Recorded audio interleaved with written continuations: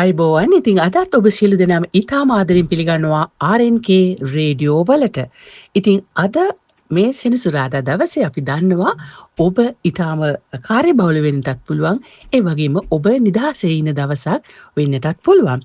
ඉතින් අද අපි RNK ලන්ඩන් ටෝක්ස් වල රේඩියෝ වලින් ඔබත් එක්ක කතා කරන්න බලාපොරොත්තු වෙන්නේ පසුගිය සතිය පුරාවට සමාජ මාධ්‍යවල නිරන්තරයෙන් කතා වුණු චරිතයක් පිළිබඳව.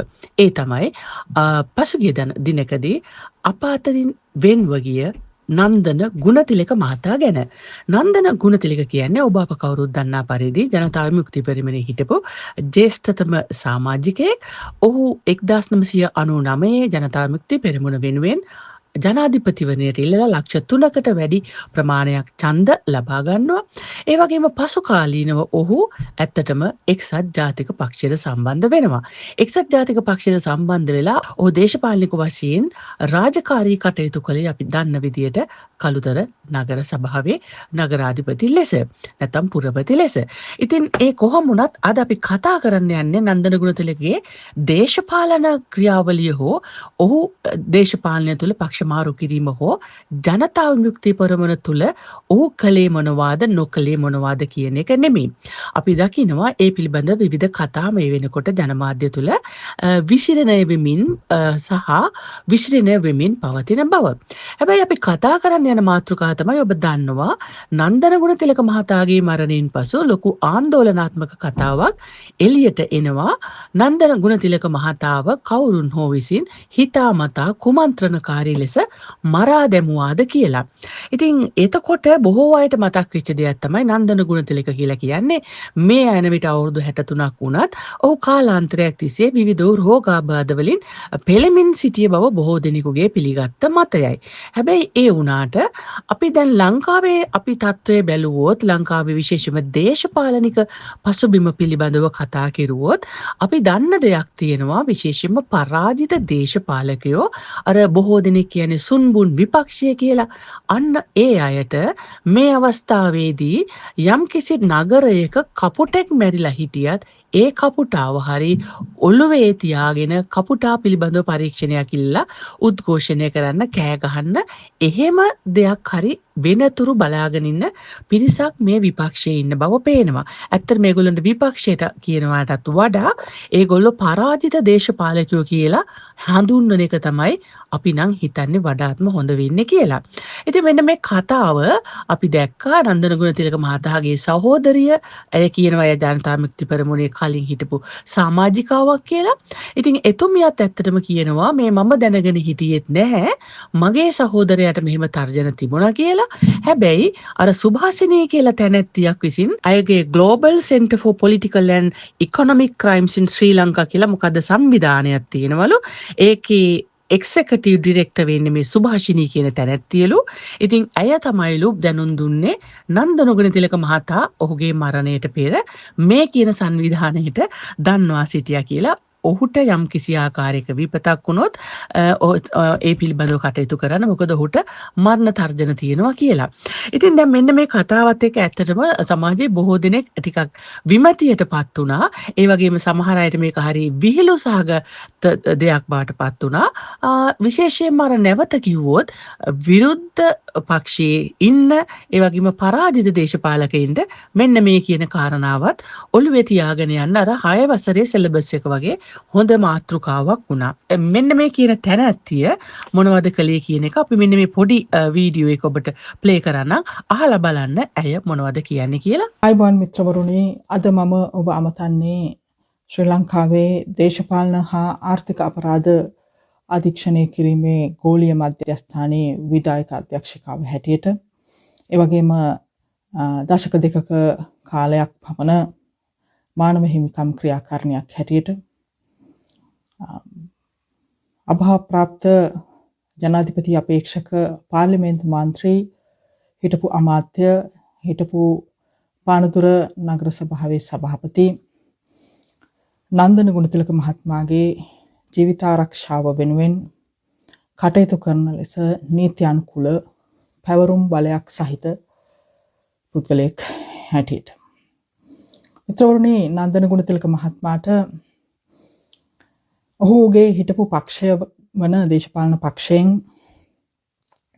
ඉවත් වුණාට පස්සේ වර්තමානයේ වෙනකොට ජීවිත තර්ජන තිබුණු බවට ඔහු අපිට නීත්‍යානුකූලව දැනුම් දුන්නා. අපේ කටයුතු කරන නීත්‍යානුකූල පරිපාටිය අනුව නීත්‍යානුකූල බලය පැවරීම් වලින් අනතුරුව අපේ අදාළ මානව හිමිකම් සංවිධාන වෙත මේ ක්‍රියාපටිපාටිය දැනුම් දුන්නා. ඊළඟට තානාපති අංශවල වෙතටත් අපි දැනුම් දීලා තියෙනවා. දැන් මේ තැනැත්තිය කියන විදියට නන්දන ගුණතිලක මහතා තමන්ට ජීවිත තර්ජනයක් තියෙනවා කියන එක පිළිබඳව ඒ පිළිබඳව කටයුතු කරන්න කියලා ගිහින් කියන්නේ මෙන්න මේ තැනැත්තියට. එතකොට මේ තැනැත්තියගේ මේ සංවිධානය මොකක්ද කියලා අපි පස්සට කතා කරමු. හැබැයි එතකොට මෙන්න මේ තැනැත්තියට මේක කියනවා කියන කාරණාව දිහා බලපු වහම අපිට ප්‍රශ්න ගොඩක් ඔළුවට එනවා. එකක් තමයි නන්දන ගුණතිලක කියලා කියන්නේ ජනතා විමුක්ති පෙරමුණ වැනි ඊටාම සංවිධානාත්මක අනෙක් පැත්තෙන් ඊටාම ඉහළින් විනයක් රකින්න සංවිධානයක හිටපු නායකයෙක් සහ වර්තමාන ජනතා විමුක්ති පෙරමුණ ඇතුළු ජාතික ජනබලවේගයේ ඉන්න බොහොම ප්‍රබල චරිත නිර්මාණය කිරීම සඳහා පිටිපස්සේ හිටපු දායක වෙච්ච කෙනෙක් ඒක අපිට නෑ කියලා කියන්න බෑ. හැබැයි මේ මොනවා වුණත් තමා ජනතා විමුක්ති පෙරමුණ තුළ ඒ විනය කඩකිරීමක් සිද්ධ වුණොත් එතනින් පස්සේ ඔහුව පක්ෂය තුළ සමාජිකයෙකු ලෙස නොගන්නා නිසා සහ නන්දන ගුණතිලක මහතා විසින් පක්ෂය හැර යාමෙන් පසුව ඔහු නැවත ජනතා විමුක්ති පෙරමුණේ සමාජිකයෙක් වෙන්නේ නැහැ. හැබැයි අපිට ගන්න තියෙන දේ තමයි ඔහු යම්කිසි ප්‍රබලව විනය රැකපු සහ කොහොමද සටන් කරන්නේ කොහොමද සංවිධානය වෙන්නේ වගේ කාරණා පිළිබඳව හොඳින් දැනගෙන හිටපු කෙනෙක්. ඉතින් අපිට තියෙන ප්‍රශ්නය තමයි ඔහු එක්සත් ජාතික පක්ෂයට සම්බන්ධ වෙනවා. හැබැයි එක්සත් ජාතික පක්ෂයේ නායකයා රනිල් වික්‍රමසිංහ කියන්නේ 1988 90 කාලයේදී ජනතා විමුක්ති පෙරමුණ සමූල ඝාතනය කිරීම සඳහා බටලන්ද ඇතුළු බොහෝ වදකාගාර පවත්වාගෙන යමින් ඒවාට අනුබල දෙමින් ඊටාම ක්‍රූෂියල් රෝල් එකක් අරගෙන ගිය පුද්ගලෙක්. හැබැයි දෛවයේ සරදමකට නන්දන ගුණතිලක ගිහිල්ලා නතර වෙන්නේ ඔහු ළඟ.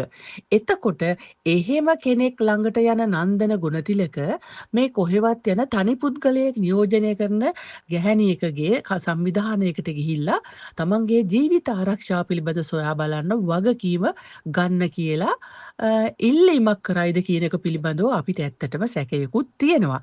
ඉතින් ඒක පැත්තක තිබ්බහම නන්දන ගුණතිලක මහතාගේ සහෝදරියත් කියනවා ඇය ඒක දැනගෙන හිටියෙත් නෑ කියලා. ඉතින් මේ කාරණා එක්ක අපිට පැහැදිලි වෙන දෙයක් තමයි මේ නන්දන ගුණතිලක මහතාව ජනතා විමුක්ති පෙරමුණෙන් හෝ ආණ්ඩුවෙන් මරා දැම්මා කියලා මේ ඊටාමර නිකන් සීනි බෝල පන්නේ කතාවක් හදන අයට ඇයි නොතේරෙන්නේ මේ නන්දන ගුණතිලක මහතාව ඇත්තටම මරා දැමුවේ ශාරීරිකව විතරක් නෙමෙයි මානසිකවත් මරා දැමුවේ ඔය කියන එක්සත් ජාතික පක්ෂයම කියන එක.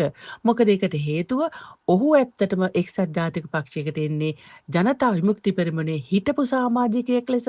ඔහු වෙහි ප්‍රබල සමාජිකයෙක්, ඔහු ඒ නායකත්වයේ දරපු මිනිහෙක්, ඔහු ජනතා විමුක්ති පෙරමුණ වෙනුවෙන් ජනාධිපතිවරණයට තරඟ කළ පුද්ගලයෙක්. එවැනි පුද්ගලයෙක් එක්සත් ජාතික පක්ෂයට ආවට ඔහු ළඟින් තබාගෙන සිටියා මිසක ඔහුව තමන්ගේ පක්ෂය තුළ බැබලෙන ප්‍රබල චරිතයක් කරන්නට කිසි දවසක රනිල් වික්‍රමසිංහ අවසර දුන්නෙත් නෑ. ඒ සඳහා රනිල් වික්‍රමසිංහ කටයුතු කළෙත් නෑ.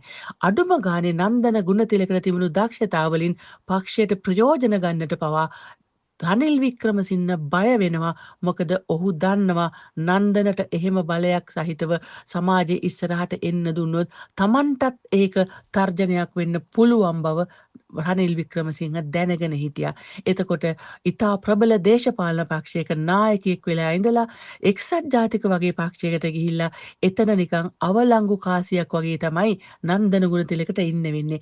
අන්න එතනදිම තමයි නන්දන ගුණතිලක කායිකව සහ මානසිකව මිය යන්නට පටන් ගන්න කියන එක තමයි අපිට කියන්න තියෙන්නේ. කොහොම වුණත් මේ භූම ආදාහනය කරන්නට වූ නන්දන ගුණතිලක මහතාගේ දේහය අවසානයේ භූමදාන කරනවා. මෙන්න මේ කියන අර සුභාෂිනී කියන තැනැත්තිය විසින් දෙන මාධ්‍ය ප්‍රකාශනය නිසා. ඉතින් මේ පිළිබඳව විවිධ අය විවිධ කතා කියලා තිබ්බා. ඒ අතර ජානක අධිකාරී තමන්ගේ Facebook සටහනක් මෙන්න මෙහෙම සටහන් කරලා තිබුණා. අපි ඒක උපුටා ගන්නේ සොනාලි රයන් විසින් ෂෙයා කරලා තිබ්බා. අපි ඔබේ දැන ගැනීම සඳහා එය කියවන්නම්. ජානක අධිකාරී මෙහෙම කියනවා. නන්දන මියයාම මැරීම හා විකුණන් කෑම හෙවත් ආදාහනය නවතා භූමදානය කිරීම. ආදාහනය කිරීමට තීරණය කොට තිබූ නන්දනගේ දේහය භූමදාන කළේය.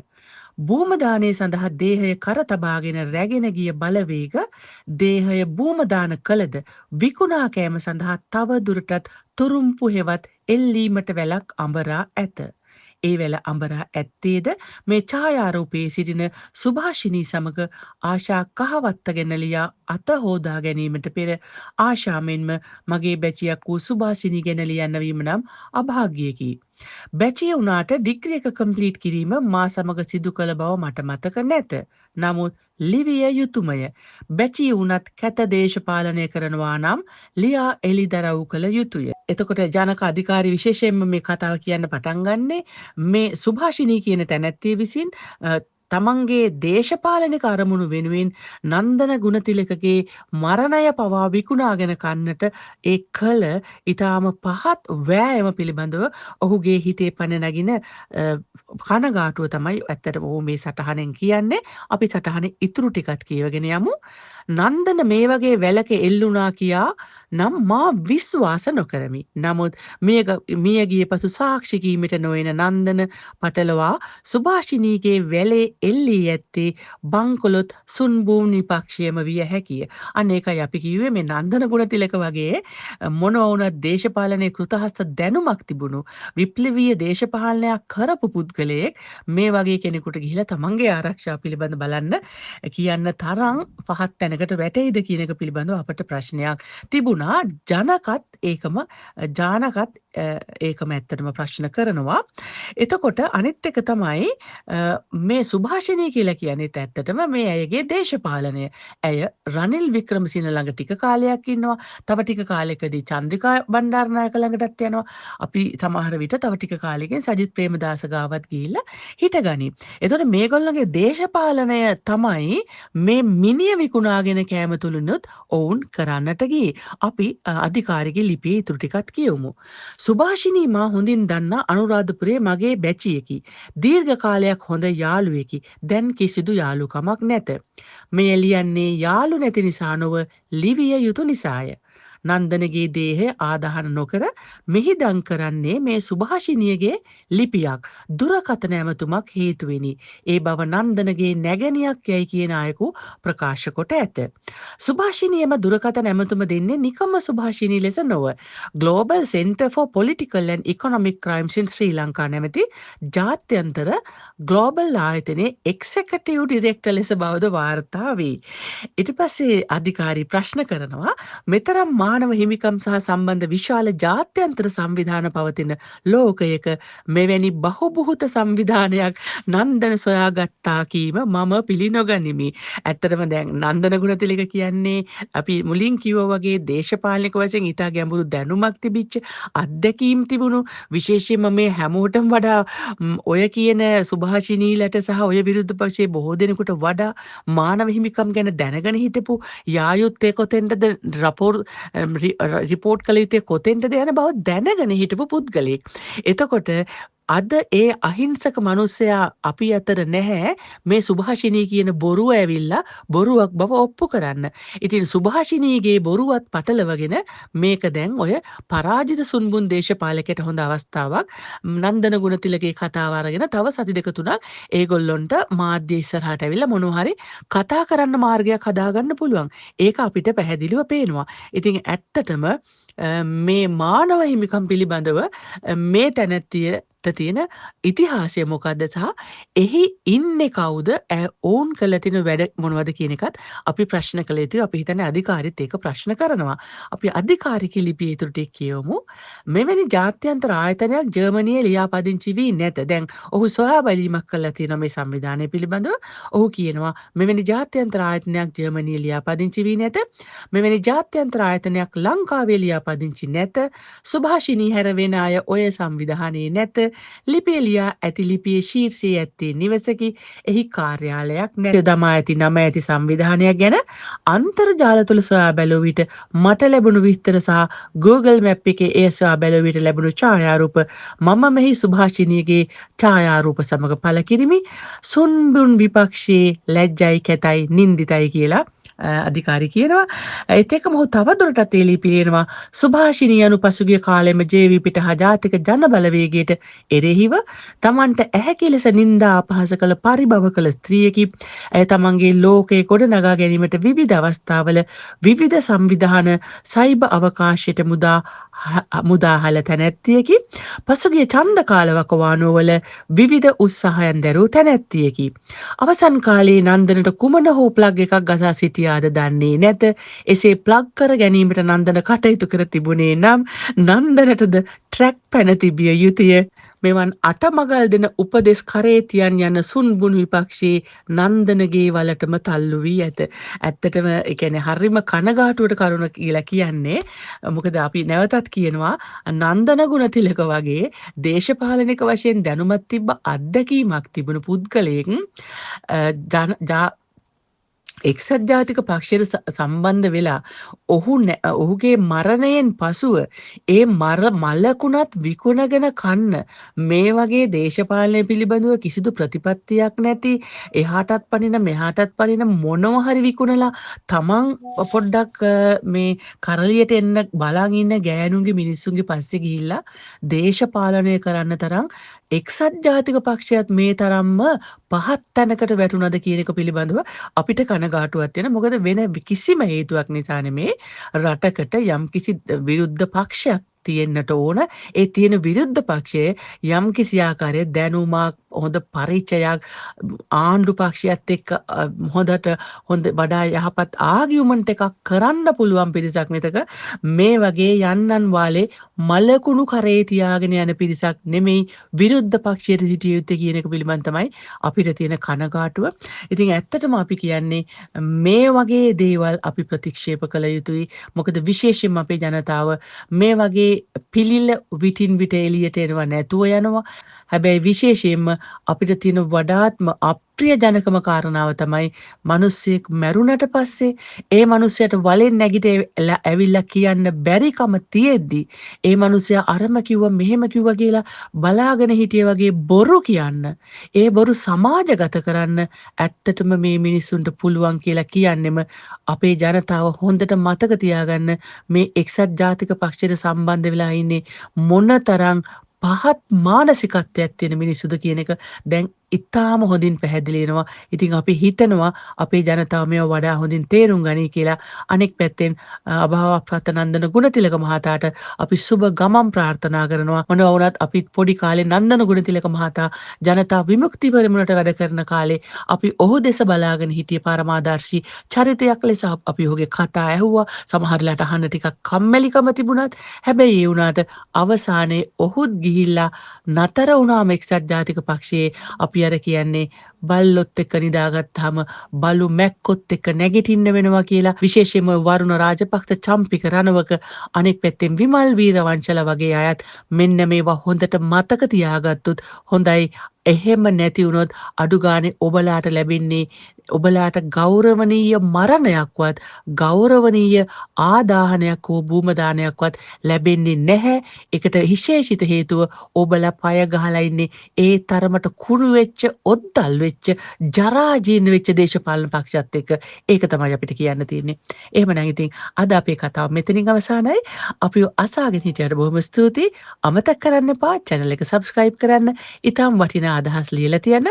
අපි එනවා ඊළඟට visuals අරගෙන ඔබ වෙත. එහෙමනම් ගිහිල්ලා එන්නම්. ඔබ සැමට ඊටම සුබපර දවසක් ප්‍රාර්ථනා කරනවා. හමු වෙමු නැවතත් දවසක් RNK London Talks වලින් යන්න එපා කොහෙවත්.